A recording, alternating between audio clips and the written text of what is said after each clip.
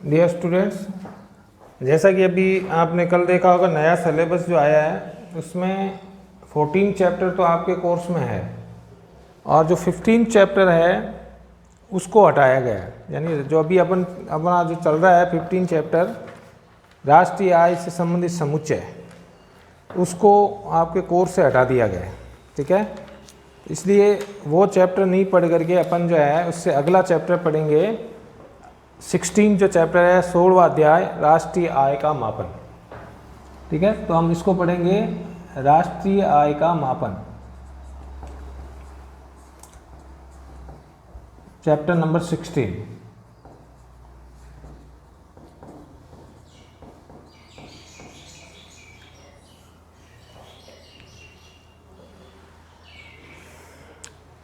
देखिए, हमने राष्ट्रीय आय का महत्व पढ़ा था कि राष्ट्रीय आय की गणना क्यों की जाती है। तो उसमें हमने देखा था देश की अर्थव्यवस्था की सही जानकारी हो जाती है, देश वर्तमान में किस कंडीशन में है, यानी विकसित देश है, विकासशील है या पिछड़ा है, इसकी जानकारी हो जाती है। ठीक है, तथा आय के वितरण में भी राष्ट्रीय आय का महत्व होता है।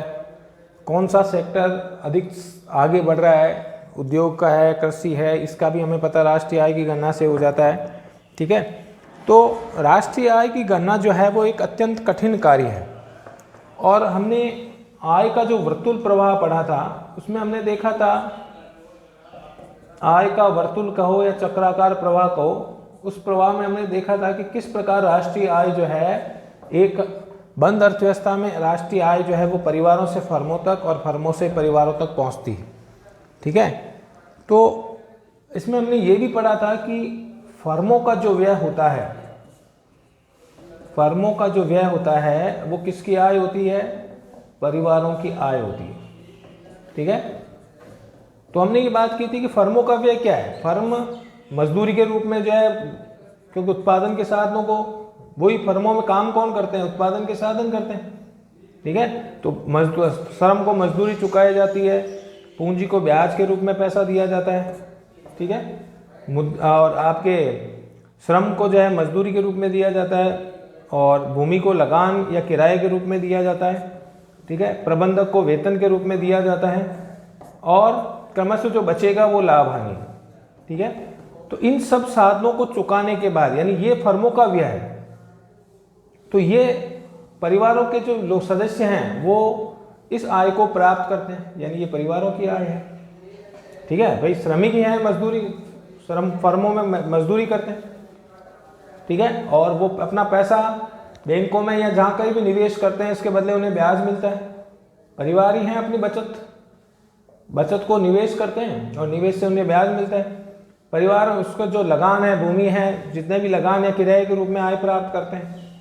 ठीक है, प्रबंधक उन्हीं में से होते हैं, परिवारों में से ही, जो वेतन प्राप्त करते हैं और उन्हीं में से लाभ आए। तो ये सब चुकाने के बाद हम कह सकते हैं, यानी ये फर्मों का व्यय है और ये परिवारों की आय।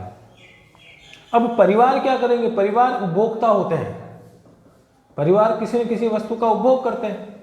भाई खाद्यान्न वस्तु का है, जो बाकी सब चीज़ों को जो है पूंजीगत वस्तुएं हैं, खाद्यान्न वस्तुएं हैं, इनका उपभोग करते हैं और इसके बदले जो आय होती है उन आय को वापस वो वस्तु के उपभोग पर क्या व्यय करते हैं। तो वो आय कहाँ तक पहुँच जाती है? फर्मों के पास पहुँच। तो ये परिवारों का व्यय फर्मों की आय होती है और फर्मों का व्यय परिवारों की आय। तो इस तरह आय का जो प्रवाह है वो क्रमशः एक अर्थव्यवस्था में इस प्रकार संचालित होता है, चक्र के रूप में संचालित होता है कि फर्मों का व्यय पुनः परिवारों की आय होती है, परिवार जो उपभोग पर व्यय करते हैं वो वापस फर्मों की आय हो जाती है।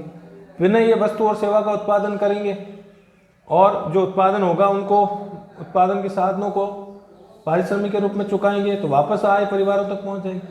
परिवार फिर उपभोग करेंगे वस्तु का, फिर वापस आय कहाँ पहुँच जाएगी? फर्मों। तो इस तरह ये आय चक्र के रूप में संचालित होती रहती है, चलती रहती है, इसीलिए इसे आय का वर्तुल प्रवाह कहते हैं। ठीक है, तो हमने पढ़ा था कि परिवारों का व्यय फर्मों की आय होती है और फर्मों का व्यय परिवारों की आय। ठीक है, तो इसी आधार पर अगर हम बात करें कि राष्ट्रीय आय की अगर गणना की जाए तो उसकी 3 विधियां हैं और 3 विधियों से राष्ट्रीय आय को गणना की जाती है, राष्ट्रीय आय को जोड़ा जाता है। तो हम बात करेंगे कि राष्ट्रीय आय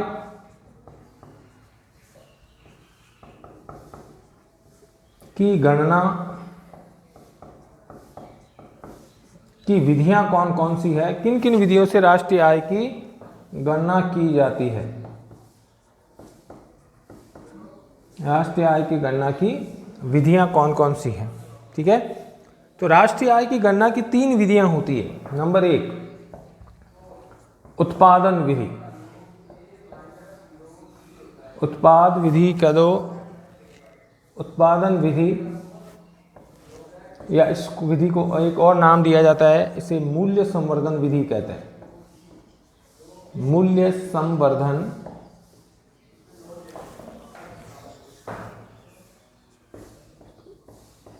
विधि।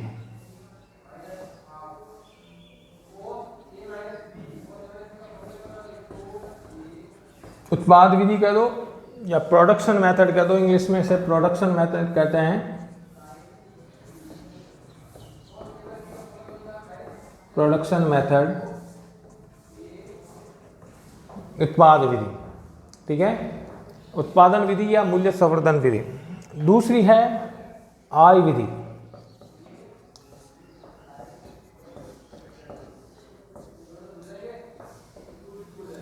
ठीक है, और तीसरी जो विधि है वो है व्यय विधि, एक्सपेंडिचर मेथड,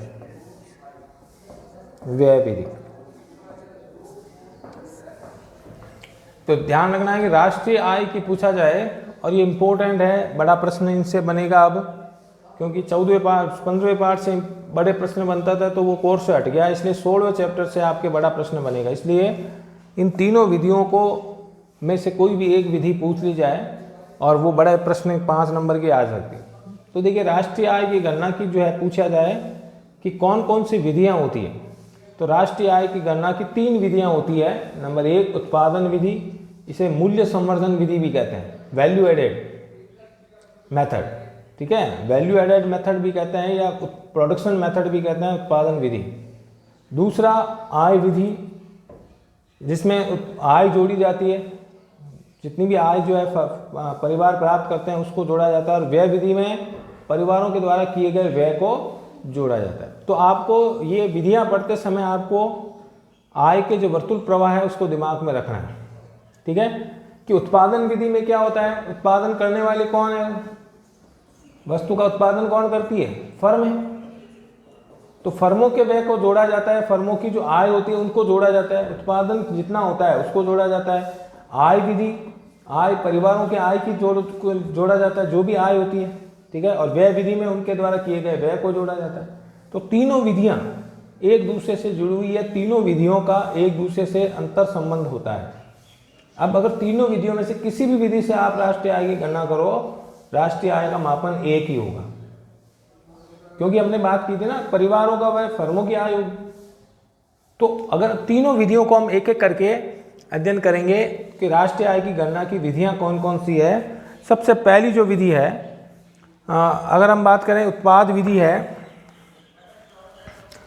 तो पहले आपको ये ध्यान रखना है कि अगर राष्ट्रीय आय की गणना करें तो तीनों विधियों से माप जो है राष्ट्रीय आय एक ही आएगी, अर्थात उत्पाद विधि से गणना करें या आय विधि से गणना करें या व्यय विधि से गणना करें, तीनों विधियों में राष्ट्रीय आय की जो गणना वो लगभग एक समान आएगी, ठीक है, क्योंकि आय जितनी परिवारों की आय होगी वही व्यय करेंगे। तो जितनी आय, जैसे 500 रुपये परिवारों की आय है तो 500 रुपये वो क्या करेंगे, व्यय करेंगे, तो उतनी आय होगी और उतनी वस्तु का उत्पादन होगा। भाई बाजार में मांग 500 रुपये की वस्तु की है तो 500 वस्तु का ही उत्पादन होगा। तो तीनों आय, तीनों का जो माप आएगा वो लगभग क्या होगा, समान होगा, ठीक है। तो चाहे तीनों विधियों से किसी से भी गणना करें। अब हम बात करेंगे कि तीनों विधियों में आय की गणना की कैसे जाती है, ठीक है। तो हम कह सकते हैं कि राष्ट्रीय आय की गणना चाहे उत्पादन विधि से करें या आय विधि से करें या व्यय विधि से की, तीनों का परिणाम लगभग समान प्राप्त होगा। कारण क्या है कि एक देश में जितना उत्पादन होगा, एक देश में जितना उत्पादन होगा, जैसे देश में 500 रुपये की वस्तुएं बन रही है या 5000 की वस्तु बन रही है, साल भर में एक वर्ष में कितने रुपए की वस्तुएं बन रही है, 5,000 की बन रही है। तो एक देश में जितना उत्पादन होगा उसे बेचकर फर्में उत्पादन के साधनों को वितरित करती है। भाई इस 5,000 की आय हुई है फर्मों को, तो 5,000 रुपए को उनको उत्पादन के साधन के रूप में वितरित करना पड़ेगा। भूमि पूंजी श्रम के रूप में किसको देना पड़ेगा? परिवारों को देना पड़ेगा। और यही परिवारों की आय होगी, उतनी आय होगी। भाई 5,000 रुपये अगर वो उत्पादन के साधनों को चुकाएंगे तो 5,000 रुपये उनकी परिवारों की आय होगी। और परिवारों की जितनी आय होगी उतना ही वो क्या करेंगे? व्यय करेंगे। ऐसा तो नहीं 100 रुपये आय है तो 200 रुपये खर्च करें। जितनी परिवारों की आय होगी उतना ही वो क्या करेंगे? व्यय करेंगे। तो इस तरह तीनों का मूल्य लगभग क्या होगा? समान होगा। तो हम ये कह सकते हैं इसका कारण क्या है, क्यों क्या तीनों की समान माप आता है कि जितना एक देश में उत्पादन होता है, ठीक है, उसे बेचकर फर्में क्या करती है? उत्पादन के साधनों को यानी भूमि पूंजी श्रम आदि को वितरित कर देती है, परिवारों को वितरित कर देती है आय, ठीक है। वह सारी राशि उनकी किन की आय होती है? परिवारों की आय होती है। तो ये आय विधि उतनी आय आएगी जितनी उत्पादन होगा उतना ही परिवारों की आय होगी। और इस प्रकार देश के लोगों के पास जितनी आय होगी, देश के लोगों के पास जितनी आय होती है उसी प्रकार उतना ही वो क्या करते हैं? उसी सीमा तक वो व्यय करेंगे। भाई 1,000 रुपये कमाने वाला 1,000 रुपये ही व्यय करेगा, 5,000 कहाँ से व्यय करेगा? तो जितनी परिवारों की आय होगी उतना ही वो क्या करेंगे? व्यय करेंगे, ठीक है। तो इसलिए हम कह सकते हैं कि एक देश के लोगों के पास जितनी आय होगी उतना ही वह व्यय, उसी सीमा तक वो व्यय करेंगे। अतः हम ये कह सकते हैं कि देश का कुल उत्पादन देश की कुल आय बन जाता है तथा देश के लोगों के पास जितनी आय होगी उसी सीमा तक वो क्या करेंगे? व्यय करेंगे। इसे निम्न प्रकार से स्पष्ट कर सकते हैं, ठीक है। कैसे स्पष्ट करेंगे? तीनों विधियों में समानता कैसे आएगी कि कुल राष्ट्रीय उत्पादन उत्पाद विधि से गणना कर रहे हैं, तो उत्पाद विधि से जो गणना करेंगे वो कहलाएगा कुल राष्ट्रीय उत्पादन। एक देश में एक साल में जितना उत्पादन होगा उसका मूल्य, ये कुल राष्ट्रीय उत्पादन होगा, ठीक है। इज इक्वल टू, 3 लाइनें हैं, इसको समानांतर रूप से कह सकते हैं। ये किसके बराबर होगी? कुल राष्ट्रीय आय के बराबर, कुल राष्ट्रीय आय के बराबर। जितना उत्पादन होगा उतना ही कुल राष्ट्रीय आय होगी। और कुल राष्ट्रीय आय जितनी होगी उतना ही क्या होगा? कुल राष्ट्रीय व्यय, कुल राष्ट्रीय व्यय। इंग्लिश में कह सकते हैं अपन कि ग्रॉस नेशनल प्रोडक्शन,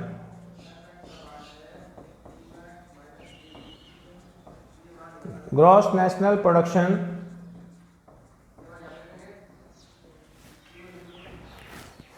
समानांतर है किसके? ग्रॉस नेशनल इनकम के।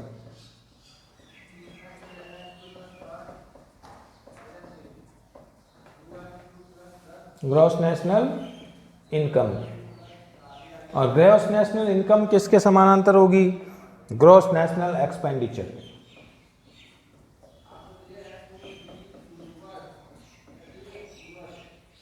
Gross national expenditure.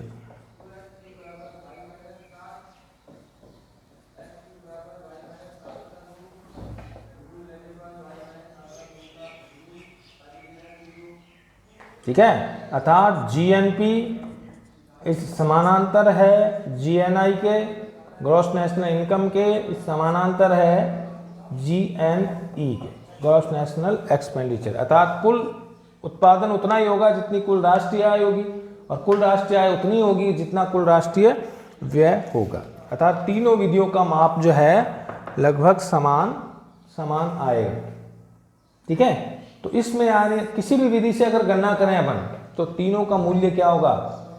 बराबर होगा, ठीक है। अब हम सबसे पहली विधि पढ़ते हैं उत्पाद विधि या कुल राष्ट्रीय उत्पाद, ठीक है। इसको कर लीजिए, के लिए उतार लिया हमने।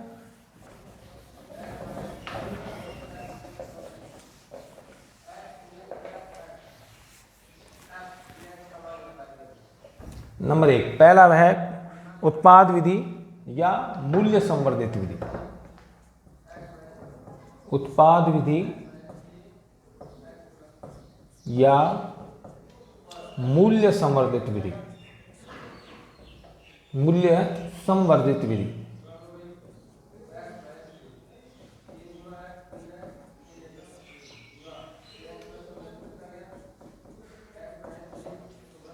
उत्पाद विधि या मूल्य संवर्धित विधि। देखिए, अधिकांश देशों में राष्ट्रीय आय की गणना के लिए तीनों विधियों में से कोई एक विधि का प्रयोग किया जाता है। या तो उत्पाद विधि से एक राष्ट्रीय आय गणना की जाती है, या आय विधि से की जाती है, या व्यय विधि से। ठीक है, ज्यादातर देश जो है वो इसी विधि से राष्ट्रीय आय की गणना करते हैं। उसका कारण क्या है कि ये एक सरल विधि है। सरल विधि क्यों है? क्योंकि एक देश में जितना उत्पादन होता है उसके मूल्य को जोड़ लो। भाई, एक देश में अगर 5 पेन बनते हैं, 4 पंखे बनते हैं, 10 कारें बनती है, 2 माचिस बनती है, तो इन सब का मूल्य कितना होगा? वो देश की आय होगी, उसको जोड़ लो। ठीक है, तो ये सबसे सरल विधि है। इसलिए अधिकांश देश राष्ट्रीय आय की गणना में कौन सी विधि का प्रयोग करते हैं? उत्पाद विधि या मूल्य संवर्धन विधि। ठीक है,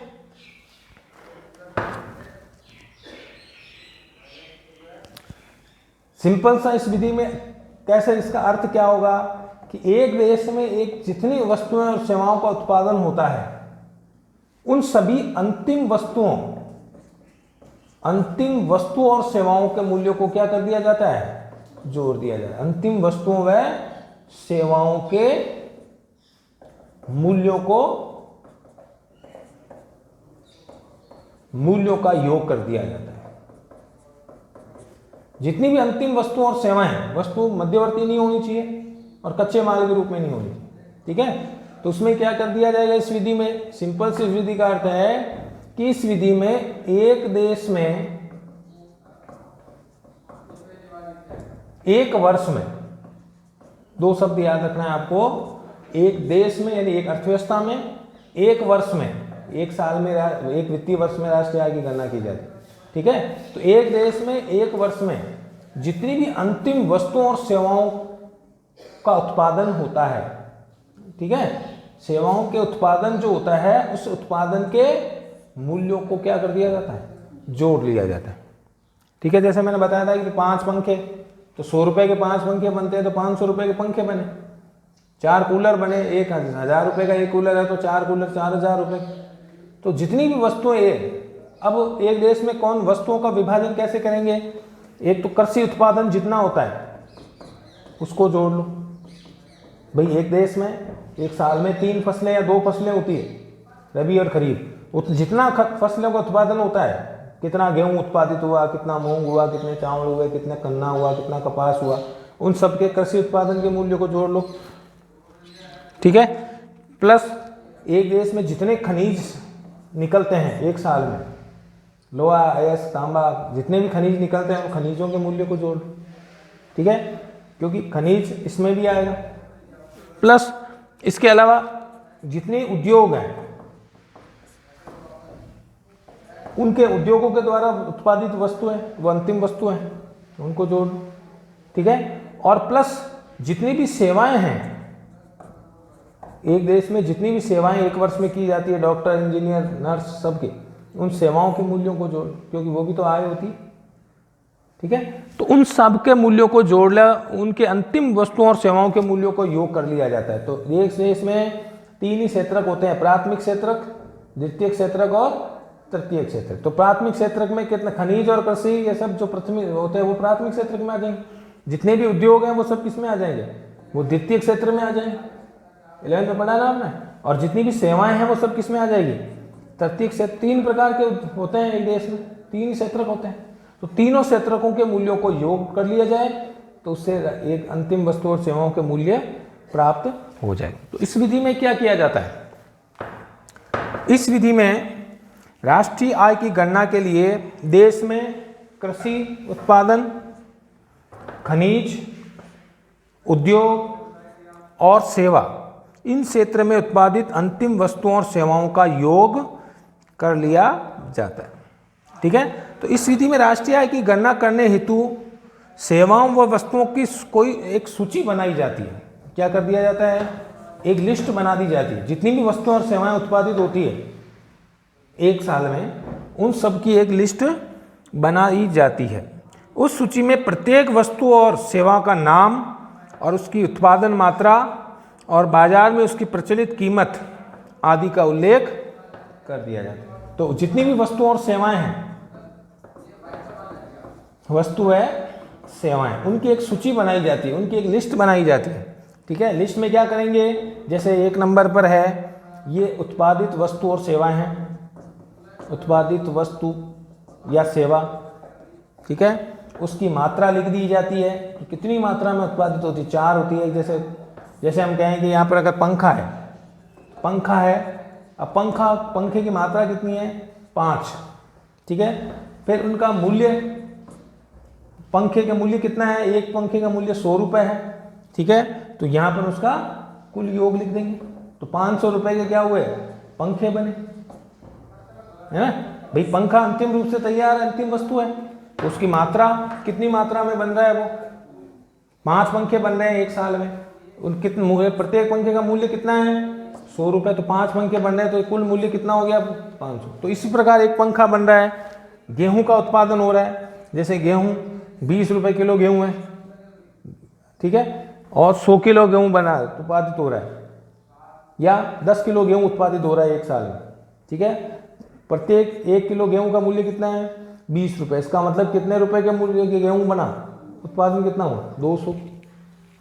ठीक है, तो जितनी वस्तुएं और सेवाएं एक देश में एक साल में उत्पादित होती है, उन सब के मूल्यों को क्या कर दिया जाता है, जोड़ लिया जाता है। ठीक है, अब इसमें क्या किया जाएगा, जितनी भी एक सूची बनाई जाती है, उसमें प्रत्येक वस्तु और सेवा का नाम, ठीक है, उसकी उत्पादन मात्रा, कितनी मात्रा में उत्पादित होती है, और बाजार में उसका प्रचलित मूल्य, जिस मूल्य पर वो बिकती है बाजार में, ठीक है, आदि का उल्लेख किया जाता है। कीमत और मात्रा को गुणा करते हुए, भाई 5 पंखे बन रहे हैं 100 रुपये मूल्य के, तो 5 पंखे कितने मूल्य हो गए, कीमत और मात्रा को गुणा कर दो, कितने रुपए का होता है, 500 रुपये के पंखे बने। ठीक है, तो कीमत और मात्रा को गुणा करते हुए उनके उत्पादन का मूल्य ज्ञात कर लिया जाता है। ये उनका उत्पादन मूल्य है, 500 रुपये के पंखे बने।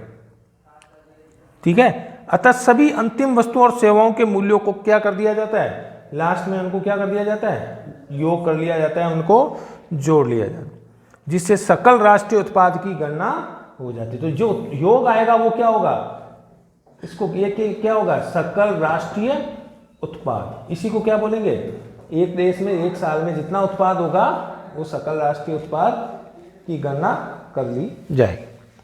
ठीक है, तो इस विधि में गणना करते समय अंतिम वस्तु और मूल्य को ही जोड़ा जाता है, ध्यान रखना।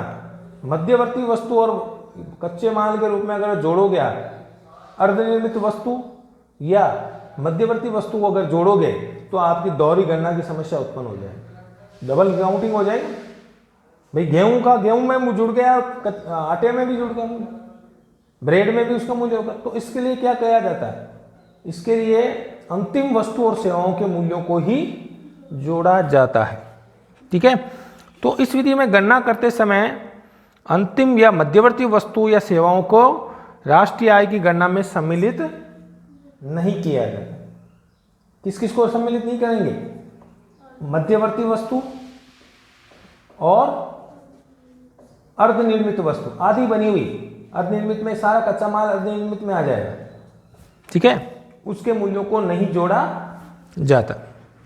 ठीक है, तो राष्ट्रीय आय में दोहरी, अगर इनको बार बार जोड़ेंगे अपन तो कौन सी समस्या उत्पन्न होगी, दोहरी गणना की।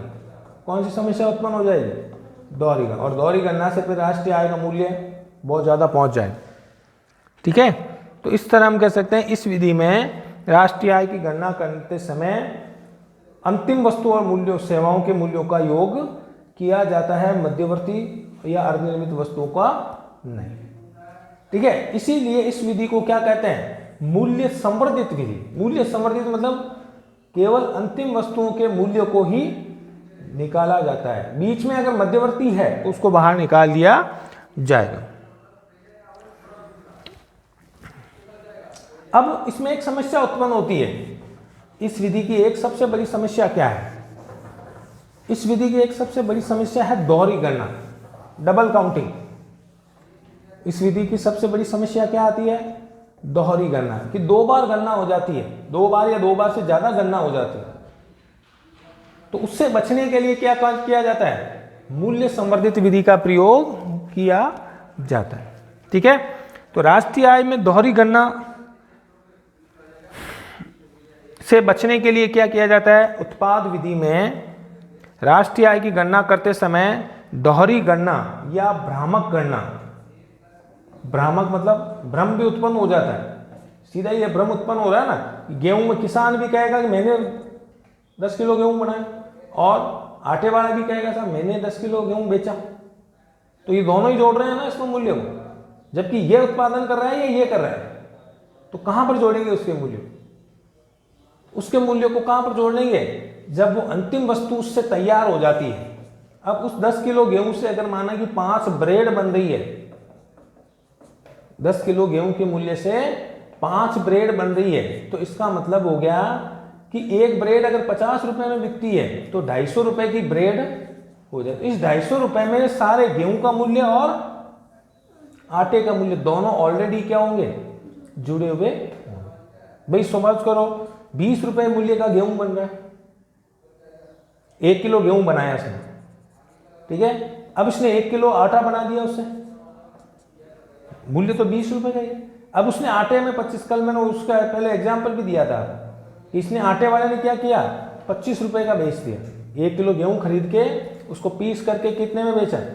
25 रुपए। अब उस 25 रुपए के आटे से ब्रेड वाले ने क्या किया? उसमें कुछ कच्चा माल और डाल करके और 35 रुपए की एक ब्रेड बना दी। तो इस ब्रेड के मूल्य में आटे और गेहूं का मूल्य जुड़ा हुआ है कि नहीं है? हाँ? तो इन दोनों के मूल्यों को क्या कर दिया जाएगा? घटा दिया जाएगा, ताकि दोहरी गणना नहीं। 35 रुपए अंतिम वस्तु में सारे मूल्य, भाई इसने कितने कमाए? इसने 5 रुपए कमाए, तो ये मूल्य संवर्धन कहलाएगा।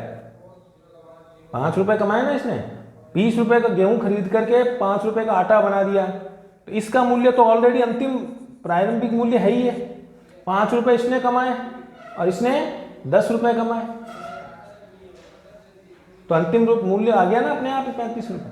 5 रुपए इसने बढ़ा के बताए और 10 रुपए इसने बढ़ाए, और इसने मुख्य प्राथमिक उत्पादक तो ये है, भाई इसने गेहूं का 1 किलो का बनाया तो 20 रुपए इसके मूल्य जोड़ लो, 5 रुपए जो इसने कमाए उसको जो, ये मूल्य संवर्धन कहलाएगा। इसने मूल्य में कितनी वृद्धि की है? केवल 5 रुपए, ठीक है। और इसने मूल्य में कितनी वृद्धि की है? 10 रुपए। तो तीनों का मूल्य अपने आप ही लास्ट अंतिम वस्तु के मूल्य के बराबर आएगा कि नहीं आएगा? 35 रुपए ब्रेड में दोनों के मूल्य आ गए, 10 रुपए इसने फायदे में कमाया, 5 रुपए इसने फायदा किया, और इसने तो अपना अंतिम वस्तु 20 रुपए किलो है ही है, 20 रुपए में बेचा ही इसने। तो 20 + 5 + 10 अपने आप ही लास्ट अंतिम वस्तु का मूल्य आ गया कि नहीं आ गया? तो 35 रुपए में अगर एक ब्रेड बेची जाती है तो इसका मूल्य मतलब अंतिम रूप से वो उसका मूल्य ऑलरेडी जुड़ा हुआ आ जाएगा, ठीक है। तो उत्पाद विधि में दोहरी गणना से समस्या से बचने के लिए क्या किया जाता है, या भ्रामक मूल्यों से बचने के लिए क्या किया जाता है? ठीक है, केवल अंतिम वस्तु और सेवा के मूल्य को जोड़ा जाता है और मूल्य संवर्धन निकाला जाता है। मूल्य संवर्धन का मतलब जो मूल्य में वृद्धि हो रही है, इसने कितने में वृद्धि की? 5 रुपए की। इसने कितने में वृद्धि की मूल्य में? 10 रुपए। यानी 10 रुपए इसने कमाए, 5 रुपए इसने कमाए, और इसका तो जो उत्पादन है ही, इसको 20 रुपए में बेचा इसने। ये तो प्राथमिक उत्पादन, ये खुद मेहनत करके 20 रुपए में इसने 1 किलो गेहूं उत्पादन किया। अगर ये गेहूं उत्पादन नहीं करता तो ये 25 रुपए का होता है क्या, और ये 35 रुपए का होता है क्या? तो इसके मूल्य को पूरा जोड़ दिया जाए, प्लस इन दोनों के द्वारा जो मूल्य संवर्धन होगा उसको जोड़ लिया जाएगा, तो हमारे पास अंतिम वस्तु के मूल्य का योग आ जाएगा, ठीक है भाई। तो इस विधि में राष्ट्रीय आय के गणना में जो है करते समय दोहरी गणना या भ्रामक गणना करते समय केवल अंतिम वस्तु और सेवाओं के मूल्यों का योग किया जाए। तो दोहरी गणना से बचने का उपाय क्या है? केवल अंतिम वस्तु और सेवा के मूल्य को जोड़ा जाए, ठीक है। तो दोहरी गणना से बचने के लिए उत्पाद विधि की मूल्य संवर्धन विधि का प्रयोग किया जाता है, इसलिए इस विधि को मूल्य संवर्धन विधि भी कहते हैं। अब ये मूल्य संवर्धन होता क्या है, हमने इस एग्जाम्पल में पढ़ा और हम इस डिटेल से पढ़ेंगे कि भाई मूल्य संवर्धन होता क्या है। तो मूल्य संवर्धन विधि में क्या किया जाता है, प्रत्येक चरण में उत्पादन का सही मूल्य ज्ञात कर लिया जाता है। ठीक है भाई, तो आज की क्लास में हमने इस विधि को शुरू किया था, कल हम इस विधि को डिटेल से पढ़ेंगे कि होती क्या है उत्पाद विधि या मूल्य संवर्धन विधि। आज के लिए इतना ही, धन्यवाद।